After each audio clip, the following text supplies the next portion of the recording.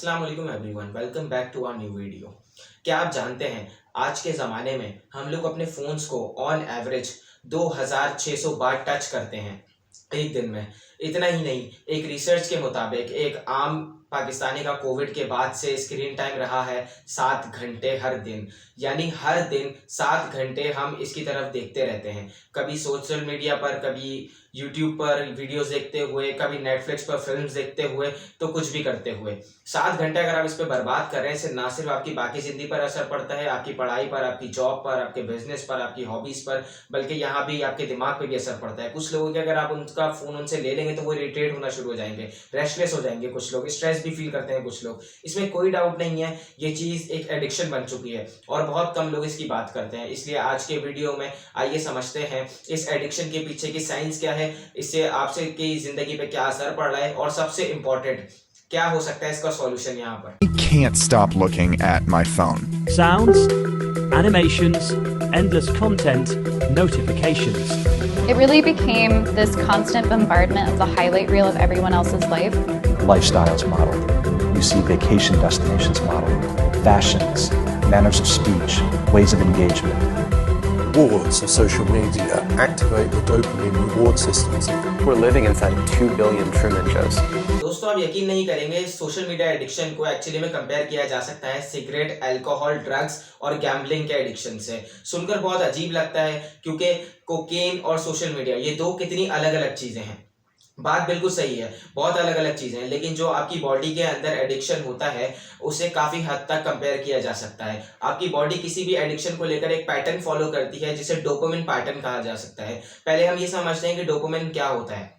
Dopamine एक neurotransmitter है जो हमारे ब्रेन में बनता है। ये इसका केमिकल फार्मूला है, एक बेंजीन रिंग्स, दो साइड में हाइड्रोक्सिल ग्रुप्स और एक अमाइन ग्रुप अटैच है इथाइल चेन में। किसी भी न्यूरोट्रांसमीटर का काम होता है आपके दिमाग में एक जगह से दूसरी जगह तक मैसेज पहुंचाना, सिग्नल देना। फॉर एग्जांपल ऑक्सीटोसिन जो होता है उसे लव हार्मोन कहा जाता है, वो रिलेशनशिप्स में बॉन्डिंग के वक्त काम आता है। सेरोटोनिन जो होता है वो मूड स्टेबलाइजर होता है, आपके मूड को स्टेबल रखता है। तो डोपामिन का क्या काम हुआ यहाँ पर? बहुत से लंबे टाइम तक साइंटिस्ट को लगता रहा कि डोपामिन एक प्लेजर केमिकल के, जब भी हम खुश होते हैं तो उसके पीछे डोपामिन रिस्पॉन्सिबल है, लेकिन ऐसा ये सच नहीं है। लेटेस्ट रिसर्च के हिसाब से साइंटिस्ट का मानना है जो खुशी हमें मिलती है वो एक्चुअली में डोपामिन की वजह से नहीं बल्कि एंडोर्फिन्स की वजह से मिलती है। एंडोर्फिन्स ही हैं जो हैप्पीनेस बूस्टर का काम करते हैं और पेन रिलीवर का काम करते हैं हमारी बॉडी के अंदर। डोपामिन का एक्चुअली में मोटिवेशन और रिवॉर्ड से लेना देना है। जब हमारे दिमाग को लगता है कि कुछ ऐसी एक्टिविटी होने वाली है जिससे हमें खुशी मिलेगी, तो उसका इंतजार करते ही, उसको एंटिसिपेशन में ही हमारे डोपामिन लेवल्स बढ़ जाते हैं। इसे एक एग्जांपल से समझते हैं। याद कीजिए जब आप छोटे थे और अपने पापा का घर आने का इंतजार कर रहे थे, आप जानते थे कि पापा आपके लिए चॉकलेट ले लाने वाले हैं, लेकिन आपको ये नहीं पता था कि पापा घर कब आ रहे हैं। तभी फोन बजता है और फोन करके पापा बताते हैं कि वो घर कब आएंगे। पापा का फोन आया है, वो मेरी फेवरेट चॉकलेट लाने वाले हैं। आपने वो चॉकलेट खाई नहीं है, लेकिन पापा के घर आने के इंतजार करते करते ही आपके मुंह में पानी आने लग जाता है, क्योंकि आपका दिमाग जानता है कि क्या टेस्ट उसे मिलने वाला है। यहाँ पर चॉकलेट का, चॉकलेट एक रिवॉर्ड है, यहाँ पर वो रिवॉर्ड आने वाला है, लेकिन इसकी एंटिसिपेशन में ही, उस चॉकलेट का इंतजार करते ही आपके डोपामिन लेवल्स बढ़ जाते हैं, जिसकी वजह से आपको एक्साइटमेंट होती है और खुशी मिलती है। इस सिचुएशन में कुछ भी गलत नहीं है, एक आम इंसान की हेल्दी बॉडी इसी तरीके से काम करती है। डोपामिन एक बहुत इंपॉर्टेंट रोल प्ले करता है आपकी मोटिवेशन में, आपकी मेमोरी में और आपकी लर्निंग में। डोपामिन का एक ऑप्टिमम लेवल बहुत अच्छा रहता है आपकी बॉडी के लिए, लेकिन ये ज्यादा हाई या ज्यादा लो नहीं होना चाहिए। प्रॉब्लम तब आती है जब आपको ये रिवॉर्ड मिल जाता है, आपका ब्रेन डोपामिन ट्रांसमिशन को कम कर देता है, बेस लाइन से भी नीचे ले जाता है, और जब सेम चीज का आपको एक्सपोजर बार बार मिलता रहता है तो इससे दिमाग में आपके एक chronic dopamine deficit state create हो जाती है। जब डोपामिन लो लेवल तक कंसिस्टेंटली रह रहा है, इससे प्लेजर आपको सेम लेवल का नहीं मिल पाता, सेम लेवल की खुशी नहीं मिल पाती। तो सेम लेवल की खुशी पाने के लिए आपको और ज्यादा मेहनत करनी पड़ती है। थोड़ा कंफ्यूजिंग लग रहा होगा, फिर से एग्जांपल से समझाते हैं। मान ले आपको चॉकलेट मिल जाती है, अगले दिन आपके पापा एक और चॉकलेट लेकर आते हैं, तीसरे दिन एक और चॉकलेट, चौथे दिन और चॉकलेट, पांचवें दिन और चॉकलेट। हर दिन चॉकलेट आती रहती है और 8वें दिन तक क्या जब आपको पापा की कॉल आएगी आपके अंदर सेम एक्साइटमेंट आएगी? क्या आपको सेम खुशी मिलेगी कि अपने पापा का इंतजार करते हुए? नहीं मिलेगी। पिछले 7 दिन से आपको हर रोज चॉकलेट मिल रही है, अब वो बात नहीं रही है चॉकलेट में। इस कॉन्सेप्ट को साइकोलॉजी में कहा जाता है हेडोनिक ट्रेडमिल। दुनिया में ऐसी कोई चीज नहीं है जिससे हर दिन अगर आप लेते रहेंगे तो आपकी उतनी ही खुशी मिलेगी। इमेजिन कर लें आपने CSS का एंट्रेंस एग्जाम क्रैक कर लिया, जिस दिन आपको रिजल्ट मिले, जिस दिन आपको पता चला कि आपने CSS क्लियर कर लिया है, अब आप CSS करके आप आगे बहुत अच्छा बन जाएंगे, तो आप उस दिन खुशी से नाचने लग जाएंगे, सबको कॉल करके बताएंगे, अगले दिन भी सुबह उठ के आपको बहुत खुशी होगी, पूरे दिन मूड अच्छा रहेगा आपका। लेकिन इमेजिन करें 1 महीने बाद, क्या 1 महीने बाद भी आप खुशी से नाच रहे होगे? क्या हमारा अब आप CSS में क्वालिफाई होगा? नहीं करोगे आप ऐसा। अब लोगों ने आपको करते हुए देखा तो लोग आपको पागल बुलाएंगे। आज पता चला है कि इसका CSS में एडमिशन हो गया है, लेकिन अगर आप एक महीने बाद भी उतनी खुशी से नाच रहे होंगे तो ये नॉर्मल नहीं है। सेम चीज कही जा सकती है आपको CSS ऑफिसर बनने के लिए, प्राइम मिनिस्टर बनने के लिए। ये एक ट्रेडमिल की तरह है जिसमें आपको चलते रहना पड़ता है सेम लेवल ऑफ हैप्पीनेस पाने के लिए। CSS में एडमिशन होने के 1 साल बाद शायद आपका ड्रीम होगा कि आप इतने अमीर बन जाएं कि हर महीने एक 5 स्टार होटल में जाकर खाना खा सको। पहली बार जब ये करोगे बहुत एक्साइटमेंट होगी, लेकिन जब आप अमीर बन जाओगे और 5 स्टार होटल में जाके खाना खाओगे, आपके लिए एक रूटीन चीज बन जाएगी, तो वो बात नहीं रहेगी उसमें। उतनी खुशी पाने के लिए अब आपको कुछ और नया करना पड़ेगा, उससे भी ज्यादा अमीर बनना पड़ेगा, या कोई और नए ड्रीम्स आपको देखने पड़ेंगे। अब सेम चीज आपकी जिंदगी में अचीवमेंट्स के लिए ही नहीं बल्कि सिगरेट्स और ड्रग्स के लिए भी एप्लीकेबल है। एक इंसान जब पहली बार ड्रग्स लेता है, ड्रग्स की एक बहुत छोटी सी क्वांटिटी भी उसे एक बहुत बड़ी किक देती है, बहुत खुशी मिलती है उससे, लेकिन आहिस्ता आहिस्ता उसे और ज्यादा ड्रग्स कंज्यूम करने पड़ते हैं सेम लेवल की किक पाने के लिए, सेम लेवल की खुशी पाने के लिए। और देखते ही देखते वो कुछ ग्राम्स ड्रग्स कंज्यूम करने जाता है, भारी क्वांटिटी में ड्रग्स लेता है और बुरी तरीके से एडिक्टेड बन जाता है ड्रग्स का, क्योंकि उसके दिमाग को जो खुशी मिल रही थी एक सेम क्वांटिटी ऑफ ड्रग्स से, वो आहिस्ता आहिस्ता कम होती रहती है। सोशल मीडिया के एडिक्शन भी एक सिमिलर तरीके से ही काम करता है।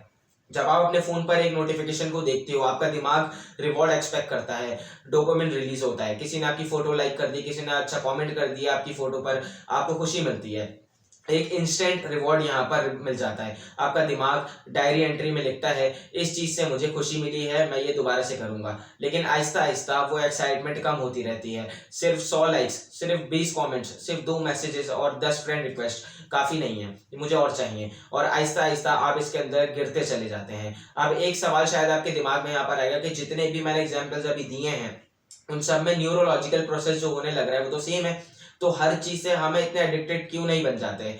CSS क्लियर करने से एडिक्टेड क्यों नहीं बन जाते? पैसे कमाने के लिए एडिक्टेड क्यों नहीं बनते? सिर्फ ड्रग्स या सिगरेट, अल्कोहल और सोशल मीडिया जैसी चीजों से ही एडिक्टेड क्यों बनते हैं? इसके पीछे 2 मेन रीजंस हैं। पहला है पीस ऑफ एक्सेस, दूसरा है स्पीडी रिवॉर्ड। जो चीजें यहाँ पर हो रही हैं कितनी इजीली एक्सेसिबल हैं और कितनी जल्दी आपका उनको रिवॉर्ड मिलेगा, ये 2 रिस्क फैक्टर्स हैं यहाँ पर किसी भी चीज से एडिक्टेड बनने के लिए। अब चॉकलेट्स अगर आपको आसानी से मिलती रहें, जल्दी जल्दी मिलती रहें, तो डेफिनेटली आप चॉकलेट के भी एडिक्ट बन सकते हो। शुगर एडिक्शन एक्चुअली में एक चीज होती है, लेकिन CSS क्लियर करने के एडिक्ट आप इसलिए नहीं बन सकते क्योंकि वहां पर कोई स्पीडी रिवॉर्ड नहीं मिल रहा है। आपको सालों भर मेहनत करनी पड़ती है उस रिवॉर्ड को पाने के लिए। पैसे कमाने का एडिक्ट आप तभी बन सकते हैं जब आपके पास ईज ऑफ एक्सेस हो, कोई आसान तरीका हो पैसे कमाने का, या और स्पीडी वो रिवॉर्ड भी मिल रहा हो, जल्दी से आपको ज्यादा पैसे भी मिल रहे हो। यही चीज होती है एक्चुअली में गैम्बलिंग एडिक्शन में। जो लोग गैम्बल करते हैं अपने पैसों के साथ जाकर कसिनो में पैसे लुटा देते हैं, उनके लिए ईज ऑफ एक्सेस, उन्हें दिख रहा है कि यहाँ पर इस कसिनो मशीन में जाकर मैं ज्यादा पैसे कमा सकता हूँ, तो बहुत जल्दी से उसे आसानी से उसे एक्सेस कर सकते हैं और रिवॉर्ड भी इंस्टेंटली उन्हें मिल सकता है, स्पीडी रिवॉर्ड मिल सकता है। तो इसलिए गैम्बलिंग का एडिक्ट होना बहुत आसान है, लेकिन अपना बिजनेस खोलकर जॉब से आहिस्ता आहिस्ता करके ज्यादा पैसे कमाना, उसका एडिक्ट बनना इतना आसान नहीं है, नेक्स्ट टू इम्पॉसिबल है, क्योंकि वहां पर स्पीडी रिवॉर्ड नहीं है, कोई भी और इजी एक्सेस नहीं है। अब इन्हीं चीजों को सोशल मीडिया के पर्सपेक्टिव से देखते हैं। सोशल मीडिया और आपका फोन बहुत ही ईजी टू एक्सेस है। फेसबुक हो, ट्विटर हो या इंस्टाग्राम हो, आपको बस अपना फोन उठाना है, यहाँ से फोन को अनलॉक करना है और एक टैप किया और ये तीनों ऐप्स खुल गई। दूसरी चीज, स्पीडी रिवॉर्ड भी आपको मिलने लग रहा है, लाइक्स आपकी पोस्ट पर आ रहे हैं, जो कमेंट्स लोग कर रहे हैं, जो मैसेजेस लोग करने लग रहे हैं कि फेसबुक पर हो गया, लेकिन ट्विटर पर, इंस्टाग्राम पर, यूट्यूब पर जो वीडियोस आप देख रहे हैं उनसे जो आपको एंटरटेनमेंट मिल रही है, जो कॉमेडी, शायद आप कॉमेडी वाली देखते हो, जो हंसी आपको आ रही है, ये एक रिवॉर्ड है। कुछ टाइम मैंने एक वीडियो बनाया था बहुत सारी चीजों की, क्या आपने वो वीडियो देखी होंगी शायद, उसका ईज ऑफ एक्सेस और स्पीडी रिवॉर्ड और भी ज्यादा है किसी और सोशल मीडिया के कंपैरिजन में।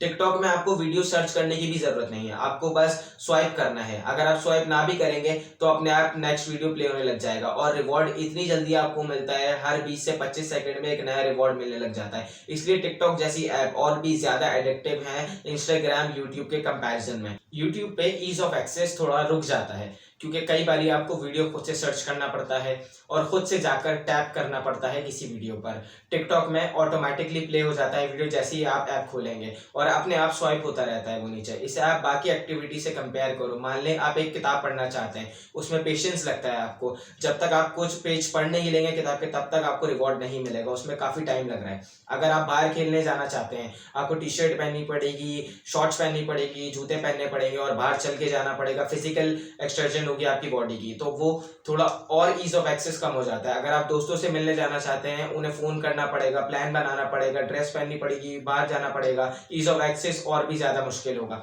सबसे बेकार और ख़तरनाक चीज़ पता है क्या है? ये सारी सोशल मीडिया कंपनीज ने जानबूझकर अपनी ऐप्स को इस तरीके से बना रखा है। उन्होंने बहुत डिटेल में स्टडी किया है कि साइकोलॉजिकली किससे लोग ज़्यादा एंटरटेन होते हैं, किस चीज़ से ज़्यादा लोग एडिक्टेड बनते हैं, क्या करने से लोग हमारी ऐप्स का ज़्यादा इस्तेमाल करेंगे, ज़्यादा स्क्रीन पर टाइम स्पेंड करेंगे, और उन्होंने इसी तरीके से मैनिपुलेट किया है अपनी ऐप्स को। इन कंपनीज ने आप लोगों को एक शिकार की तरह देखा और आपके लिए बड़ी ही चालाकी से वहां पर जाल बिछाया। ये प्रोफेशनल लोग जिन्हें बड़ी बड़ी सैलरीज मिल रही हैं, इन्होंने हाई लेवल साइकोलॉजिकल एनालिसिस की, लोगों की सर्वेस की, ये सब पता करने के लिए।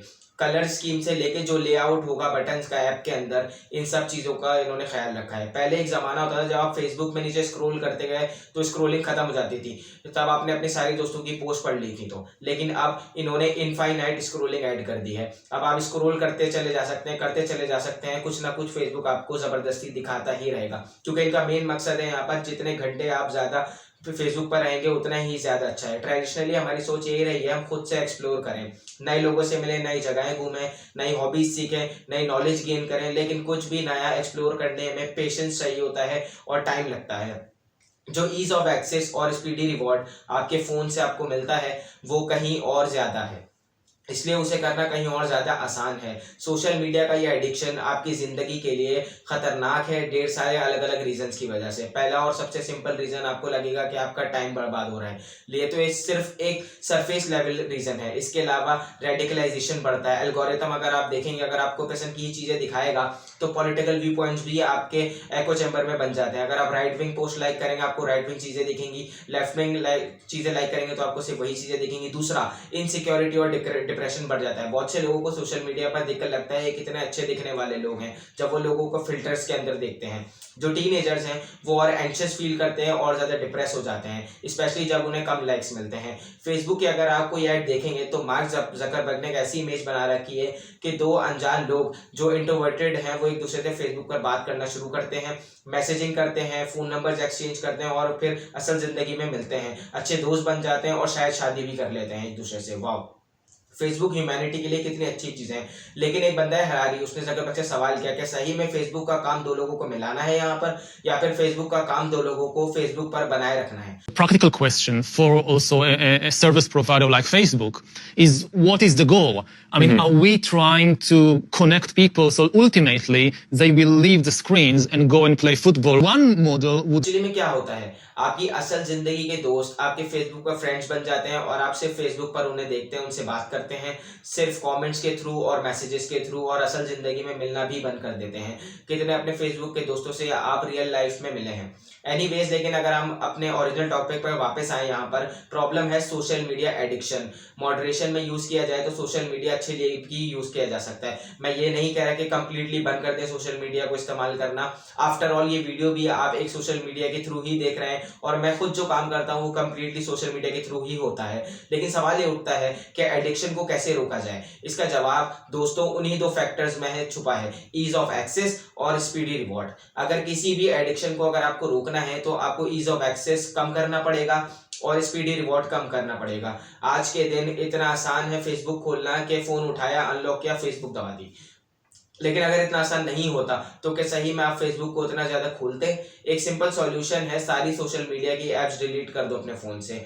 यहाँ पर मैं अकाउंट डिलीट करने को नहीं कह रहा, मैं बस ऐप्स डिलीट करने को कह रहा हूँ। अगर आप कोई सोशल मीडिया प्लेटफॉर्म एक्सेस करने हैं तो आप अपने फ़ोन के ब्राउज़र में इन्हें खोल कर सकते हो या फिर लैपटॉप पे खोल कर सकते हैं। लेकिन इसका फ़ायदा ये होगा कि ईज़ ऑफ एक्सेस कम हो जाएगा। इतना आसान नहीं होगा उन ऐप्स को खोलना आपके लिए, तो आप उतना ज़्यादा इनमें नहीं घुस पाएंगे। अगर ये सुनने में थोड़ा ज़्यादा लग रहा है आपको तो एक और चीज़ आप कर सकते हैं कि नोटिफिकेशन ऑफ कर दें।